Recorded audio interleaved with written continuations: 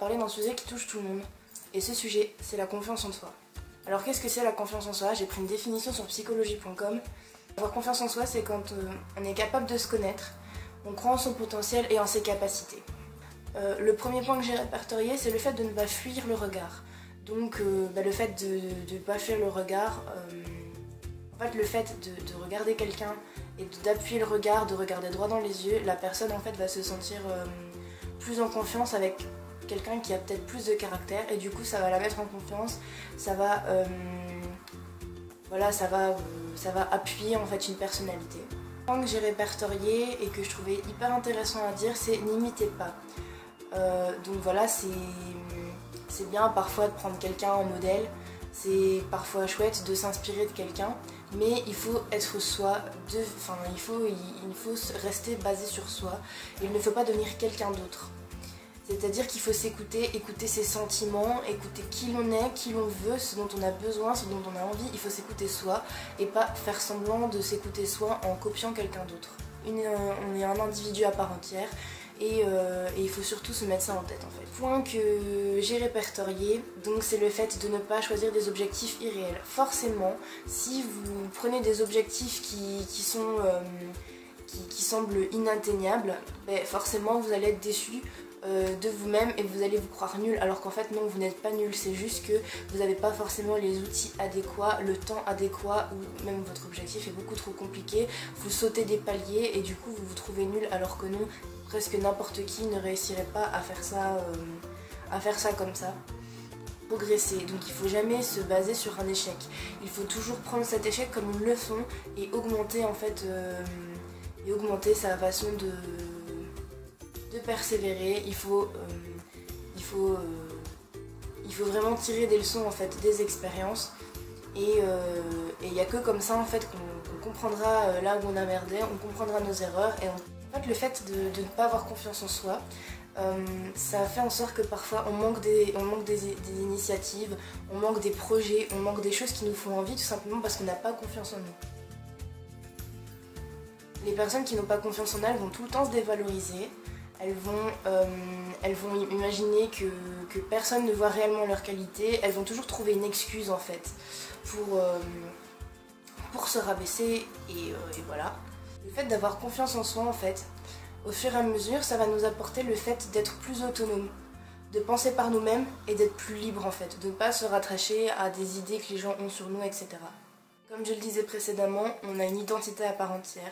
Il ne faut jamais l'oublier qu'on plaira toujours à quelqu'un, on a toujours des préférences, il y a toujours des personnes qui nous plaisent ou pas par rapport à leur caractère, par rapport aux objectifs qu'ils ont dans leur vie, et ça sera tout le temps comme ça, on aura toujours plus d'affinité que certaines personnes. Donc dites-vous que vous avez tout à gagner en étant vous-même, parce que justement les gens qui seront près de vous vous apprécieront pour qui vous êtes.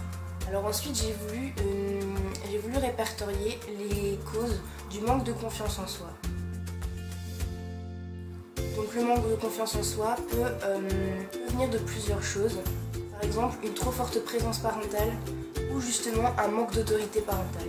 En général, les gens qui n'ont pas confiance en eux vont plus facilement être timides, ils vont rester dans leur coin ou ils vont en faire des pataquès. Ça va toujours être dans le fait d'essayer de montrer ou justement de ne pas montrer certaines choses d'eux. Quand on n'a pas confiance en nous, on a toujours peur de se livrer, de donner nos sentiments, on a peur d'être ridicule, on a peur du regard des autres, on a peur du jugement, on a aussi peur de la critique. Donc c'est une peur hyper connue et la plupart des gens ont peur de la critique, les gens ont peur du jugement des autres. Selon moi, on vit dans une société où on pousse les gens, d'une certaine façon, inconsciente ou consciente, à avoir de moins en moins confiance en eux. Donc ça va être par l'image, par leur intellect, on va être dans un système qui va toujours nous pousser à nous trouver différents ou trop nuls. Parfois c'est le système scolaire, les remarques de certains professeurs qui vont faire penser aux élèves qui sont en technique ou en professionnel qu'ils sont plus nuls que les autres. Alors que non en fait, c'est juste que y en a qui sont plus manuels et d'autres moins, il y en a qui ont besoin de plus de théorie, il y en a qui savent déjà ce qu'ils veulent faire, il y en a qui ne savent pas encore. Et chacun a ses capacités. En psychologie, il existe 7 types d'intelligence et que je mettrai en barre d'infos, et ces 7 types d'intelligence, on en a chacun une. Les personnes qui vont avoir un manque de confiance en elles vont prendre les critiques en général de façon plus négative, elles vont elles vont être plus susceptibles, elles vont toujours avoir le côté négatif des choses, être un peu pessimistes. Comme je disais précédemment, on a de plus en plus tendance à faire en sorte, de manière consciente ou inconsciente, que les gens n'aient pas confiance en nous. Et le problème quand on n'a pas confiance en soi, c'est qu'on s'occupe beaucoup trop de ce que les autres pensent de nous. Sauf après, du coup, malheureusement, quand on est dans ce système de « mon Dieu, qu'est-ce que les autres vont penser de nous », des fois on va se taire. On va faire en sorte de ne pas dire ce qu'on pense, parce qu'on a peur du jugement des autres. On va mettre nos opinions de côté, on va s'écraser. Certains psychologues disent que les causes de ce sentiment d'infériorité, ça remonte en général à l'enfance. Donc en général, la théorie, c'est l'humiliation, l'ignorance ou le fait d'être blessé. Donc on s'est senti humilié, blessé ou peu importe en étant petit, et du coup on a gardé cette image de fragilité en fait, de nous-mêmes, et c'est pour ça qu'on va se rabaisser. Pour beaucoup de psychologues, la première cause reste les parents, étant donné que la première cause probable, ça reste les parents par rapport à la confiance en soi, dans le sens où forcément, avant d'être donné, etc., dans des écoles ou des lieux où il y a plus de personnes et où on est dans des petits milieux sociaux, de base on passe quand même la majorité du temps pour la plupart des personnes avec les parents. Et voilà, c'est pour ça que c'est eux, entre autres, qui commencent à construire l'image qu'on a de nous-mêmes, même dès le plus jeune âge. Une autre des choses qu'on peut répertorier quand on n'a pas confiance en soi, c'est l'incapacité de s'affirmer. Donc le fait de ne pas savoir exprimer nos besoins et nos envies notamment, parce que le fait de ne pas s'exprimer et le fait de ne pas dire ce dont on a besoin ou envie, les personnes du coup ne vont pas nous écouter, ne vont pas nous prendre en compte. Et ce qui fait que par moment, même la plupart du temps, on ne va pas être respecté. Et le fait de dire ce qu'on pense, de dire ce qu'on veut, de ce dont on a besoin, les personnes vont apprendre à nous respecter de cette façon en fait. Une autre conséquence, la quatrième qu'on peut répertorier, c'est le perfectionnisme. Donc on va revenir, ça a fait un peu un retour vers une des premières choses que j'ai abordées. C'est le fait de viser trop haut, c'est toujours vouloir prendre des choses irréalistes. La culpabilité, c'est le cinquième point qui est développé. Le problème, c'est que quand on n'a pas de confiance en soi, on va avoir trop de culpabilité, on va tout le temps s'en vouloir pour des bêtises en fait, des choses qui n'ont pas forcément lieu d'être. Moins on a confiance en soi, moins on va savoir aller vers les autres, moins on va faire de projets. Alors le sujet de la confiance en soi, je voulais l'aborder tout simplement parce qu'il y a deux autres vidéos que je voudrais faire en lien avec celle-ci. Je voudrais faire les complexes et je voudrais faire également les piercings et tatouages parce que je suis un peu percée, je vais continuer à me faire percer, j'ai des petits projets j'ai déjà un tatouage mais il y en a beaucoup d'autres que j'aimerais me faire, donc au moins j'en ai déjà au moins 3 ou 4 en tête et donc voilà, je voulais parler un peu des tatouages et des piercings et de la signification que ça a pour moi.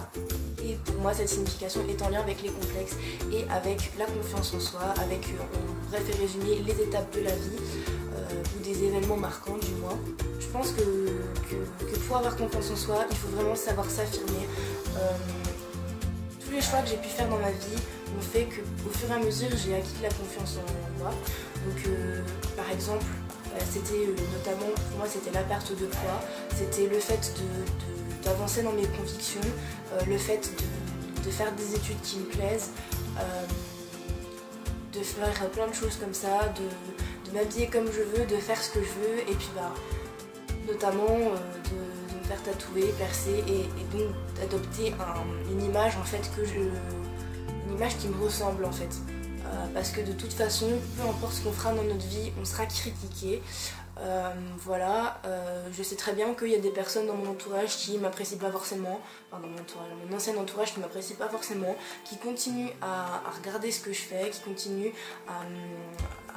à suivre un peu ce que je fais et qui me trouvent toujours aussi nulle, qui trouvent toujours que voilà, mes convictions de vie sont pas forcément les bonnes convictions. Je sais très bien, mais honnêtement je m'en fiche complètement parce que au bout d'un moment dans notre vie, on se rend vraiment compte on se rend compte qu'on sera tout le temps critiqué, que peu importe ce qu'on fait ou ce qu'on fait pas, on sera tout le temps critiqué pour les choses les plus négatives et on a une fâcheuse tendance dans notre société à réagir comme ça, même nous. On est comme ça, même moi je vais le faire envers d'autres personnes, mais je pense qu'en prendre conscience et se dire qu'on est vraiment dans une société qui est toujours en train de rabaisser, de casser les gens, de faire en sorte qu'ils aient moins de confiance en eux, forcément ça n'ira pas mieux en allant. Donc il est important de prendre conscience de ça pour éviter au maximum possible de faire des dégâts autour de nous. Je voulais vous dire tout simplement de jamais cesser de croire en vous, parce que de toute façon il y a des gens autour de vous qui croiront en vous, mais il y a aussi beaucoup de personnes qui vont essayer de vous casser, et il ne faut jamais les écouter, parce qu'à partir du moment où vous faites des choses qui n'incluent pas les autres, dans lesquelles vous êtes le seul responsable, que ça ne pourra impacter que vous, et que vous faites que des choses qui sont respectueuses de vous et des autres, et qui sont dans le principe de la tolérance et de valeurs comme celle-là, je vois absolument pas le problème. Donc n'écoutez pas les autres, continuez à croire en vous. Je vais vous laisser, alors surtout n'oubliez pas, croyez en vous, foncez, évitez de vous poser des questions. Gros bisous.